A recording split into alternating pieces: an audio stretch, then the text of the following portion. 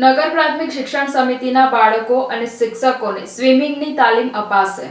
નગર પ્રાથમિક શિક્ષણ સમિતિના ધોરણ 6 થી 8 ધોરણમાં બાળકો અને ટીચરોને સ્વિમિંગની ટ્રેનિંગ કોર્પોરેશનની મંજૂરી લઈ અપાવી છે। કોર્પોરેશન હસ્તકના શહેરમાં ઘણા બધા સ્વિમિંગ પુલો છે, એમાં એ લોકોને ટ્રેનિંગ મળે તો શૈક્ષણિક પ્રવાસમાં લઈ જવાતા હોય તે બાળકોની તકેદારી રહે, તેમજ નાના બાળકોને કોઈ દિવસ શૈક્ષણિક પ્રવાસમાં લઈ જતા નથી અને આ પ્રકારનું આયોજન તેઓ દ્વારા કરાતું નથી, તેમજ ખાલી શૈક્ષણિક પ્રવાસ નહીં, પોતે પણ પ્રવાસમાં બાળકોને લઈ જતા હોય છે। અલગ અલગ દરિયા કિનારે, નદી કિનારે બોટિંગ કરાવતા હોય છે, તો પોતાનામાં જાગૃતિ આવે એના માટે આ ટ્રેનિંગ લેવી જોઈએ। તેમજ શાળાના બાળકોને તમામ પ્રકારની ટ્રેનિંગ આપવાનો નિર્ણય લીધો છે। હળની દુર્ઘટના બાદ તકેદારીના ભાગરૂપે બાળમેળામાં એડવેન્ચર ઝોન પણ તેઓ દ્વારા કેન્સલ કર્યો છે।